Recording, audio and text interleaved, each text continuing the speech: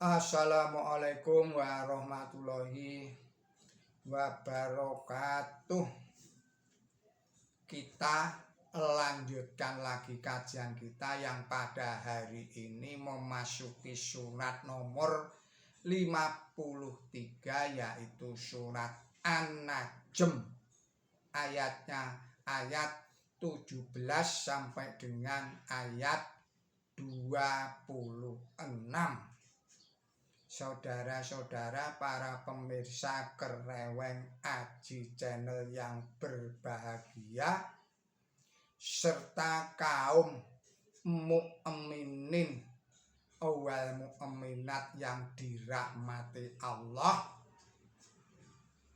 Assalamualaikum warahmatullahi wabarakatuh. Kepada saudara-saudara yang pada saat ini sedang menderita sakit, semoga Allah Subhanahu wa Ta'ala segera mengangkat penyakitnya dan memberikan kesembuhan, sehat walafiat kembali seperti sedia kala. Kepada saudara-saudara yang pada saat ini tengah menghadapi suatu masalah yang berat, suatu masalah yang rumit, semoga Allah Subhanahu wa Ta'ala segera memberikan jalan keluar dan solusinya yang terbaik. Kepada saudara-saudara yang pada saat ini sedang berulang tahun, saya mengucapkan selamat berulang tahun. Semoga Allah memberikan panjang umur yang barokah. Juga semoga Allah Subhanahu wa Ta'ala selalu memberikan kepada kita semua, yaitu memberikan keselamatan, memberikan kesehatan, memberikan limpahan rezeki, memberikan kebahagiaan, memberikan ketenteraman, dan memberikan suatu kemudahan bagi kita semua di dalam hidup kita sehari-hari. Kepada saudara-saudara yang telah berkenan memberikan subscribe, memberikan kritik, saran dan koreksinya pada Kereweng Aji Channel ini, saya mengucapkan banyak-banyak terima kasih. Marilah kita melanjutkan kajian kita ini. Bismillahirrahmanirrahim. Mazzaqal basaru wa ma tagha. Laqad ra'a min ayati rabbihil kubra. Afara'aitumul lata wal unsya wa manauta syai'syatal ugra. Allakumud dzakaru wa lahul unsya. Tilka idan fish. Tilka idan kismatu di'za. In hiya illa asma'un sammaitumuha antum wa ana'ukum ma anzalallahu biha min sultan in yattabi'una illa dhanna wa ma tahwal anfus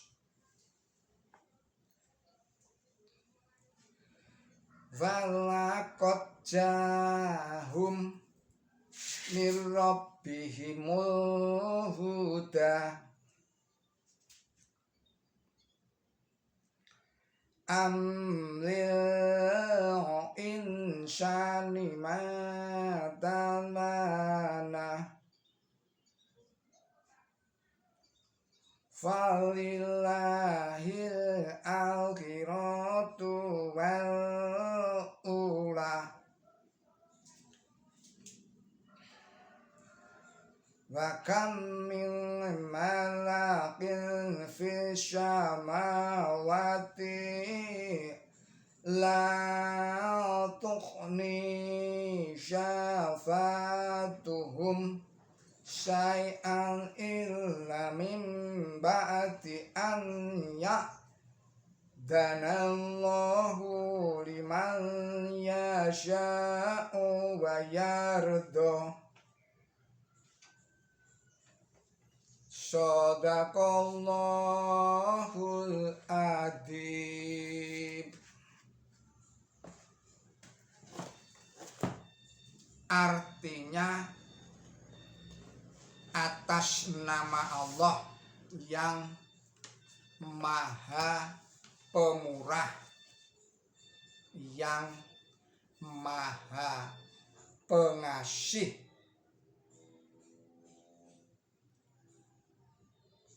penglihatan tidak membalik ke arah lain dan tidak pula melebihi batas.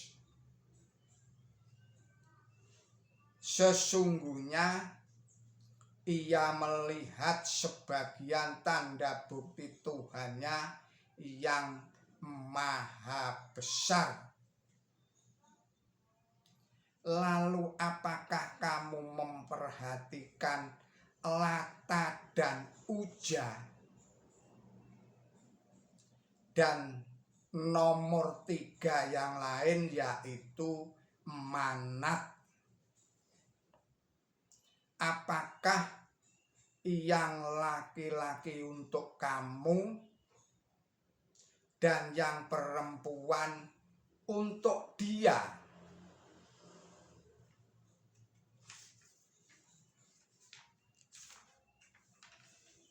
Ini sungguh-sungguh suatu pembagian yang benar. Itu tiada lain hanyalah nama-nama yang kamu berikan kepadanya, kamu dan ayah-ayah kamu. Allah tidak menurunkan kekuasaan tentang itu. Mereka tiada lain hanyalah mengikuti dugaan dan mengikuti apa yang diinginkan oleh jiwanya. Dan sesungguhnya petunjuk telah datang kepada mereka dari Tuhan mereka. Atau apakah manusia akan memperoleh apa yang ia inginkan? Tetapi akhirat dan kehidupan yang terdahulu adalah kepunyaan Allah. Dan beberapa banyak, saya ulangi lagi, dan berapa banyak malaikat di langit yang syafaatnya tidak ada gunanya sedikit pun kecuali setelah Allah memberi izin kepada siapa saja yang Ia kehendaki dan Ia pilih. Saudara-saudara, para pemirsa Kreweng Aji channel yang berbahagia, serta kaum mukminin wal mukminat yang dirahmati Allah, demikianlah arti dan maksud dari surat An-Najm, surat nomor 53 ayatnya 17 sampai dengan ayat 26. Penjelasannya adalah sebagai berikut. Penjelasan yang pertama, penjelasan pada ayat 21.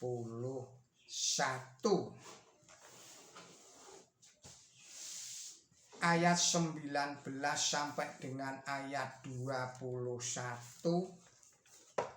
oleh para mufassir atau oleh para penulis Kristen sebagai dasarnya dongengan palsu yang disebut Nabi Muhammad Sallallahu Alaihi Wasallam tergelincir atau mengadakan kompromi dengan berhala.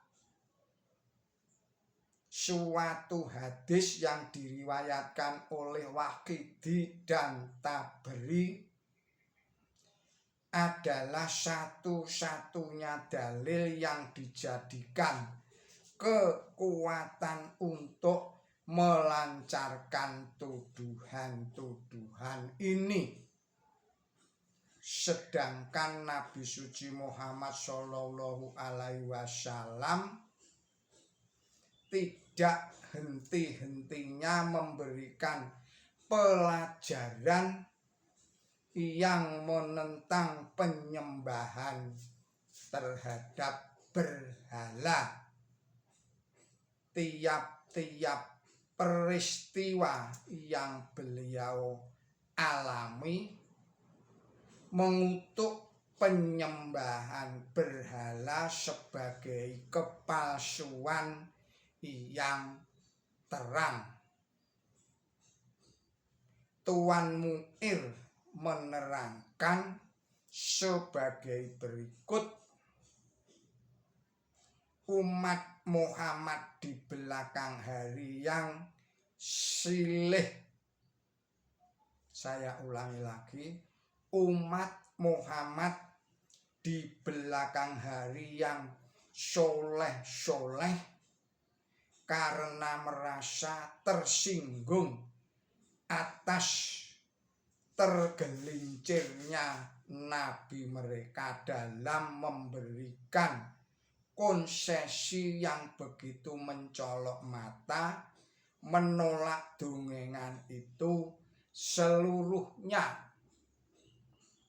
Seakan-akan kaum muslimin zaman permulaan itu tidak begitu soleh seperti kaum muslimin di kemudian hari. Kenyataannya ialah bahwa dongengan itu tidak dikenal sama sekali oleh kaum muslimin zaman permulaan. Tidak ada satu hadis pun sahih yang menguatkan dongengan itu. Muhammad bin Ishaq yang meninggal pada tahun 151 Hijriyah tidak menyebutkan sama sekali peristiwa itu, sedangkan dalil yang paling kuno yang digunakan oleh Tuan Mu'ir yaitu Waqidi dilahirkan lebih dari 40 tahun setelah Muhammad bin Ishaq. Dalam kitab Bahrain diterangkan bahwa pada waktu Muhammad bin Ishaq ditanya tentang dongengan itu, beliau menyebutkan bahwa dongengan itu adalah bikin-bikinan kaum kafir zindik. Imam Bukhari yang termasyhur, penulis riwayat hadis yang paling dapat dipercaya dan yang hidup sejaman dengan Waqidi, tidak menyebutkan dongengan itu dalam kitab hadisnya.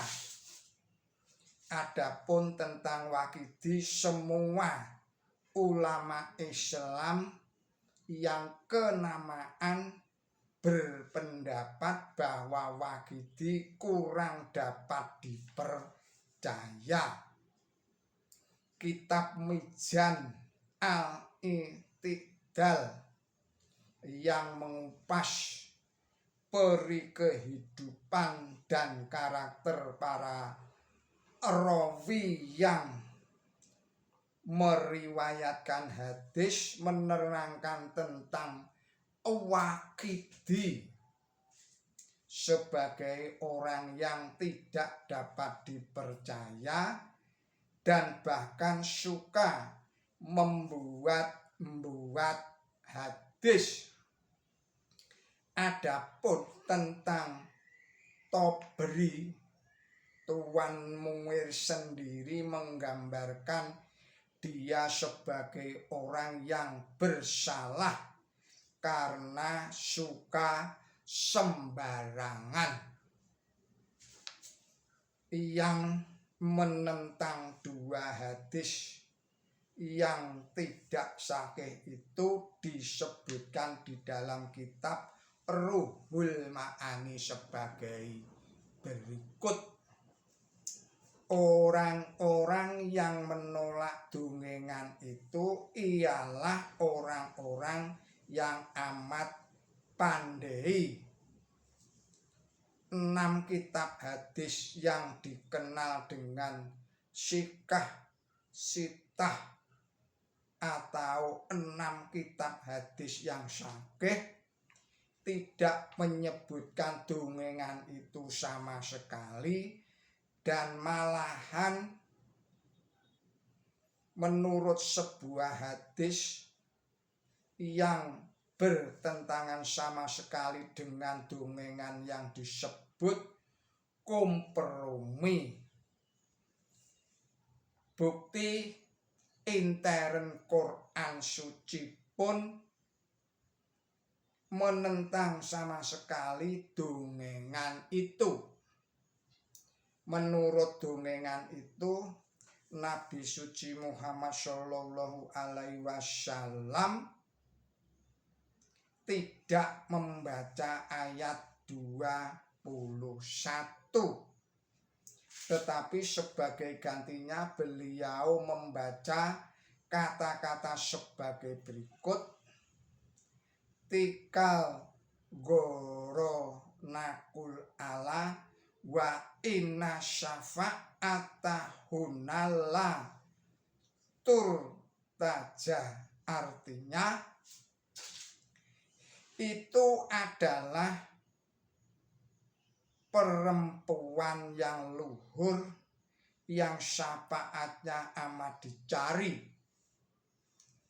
tetapi tidak masuk akal sekali menyisipkan kalimat itu dalam suatu surat yang seluruh isinya ditujukan untuk menentang penyembahan berhala. Ayat 23 mengutuk berhala, ayat 26 mendustakan syafaat berhala, ayat 28 mengutuk pemberian nama berhala perempuan kepada malaikat dan sebagainya.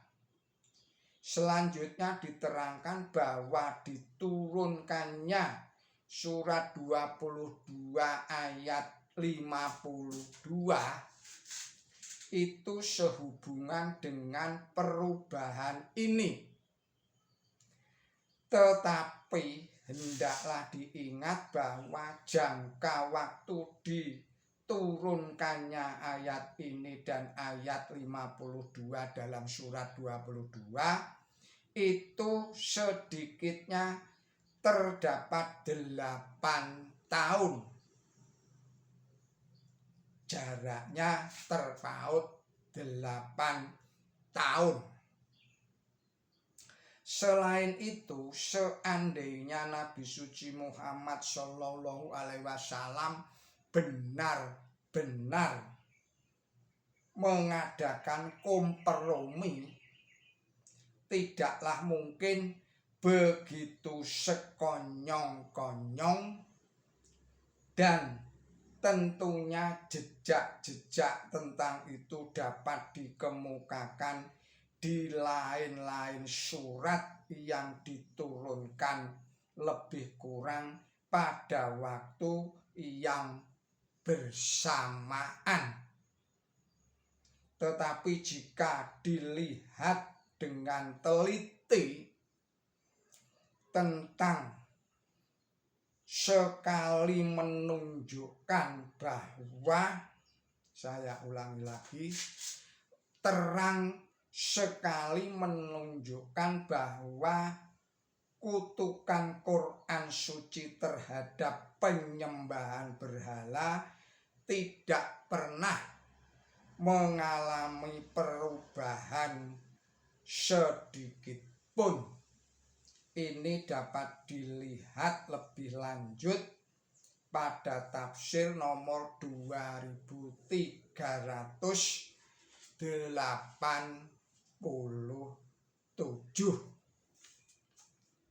Saudara-saudara, para pemirsa Kereweng Aji Channel yang berbahagia, serta kaum mukminin wal mukminat yang dirahmati Allah, demikianlah kajian dan tadabbur kita pada saat ini. Semoga ini semua bermanfaat bagi kita semua dalam rangka meningkatkan iman dan takwa kita, dalam rangka meningkatkan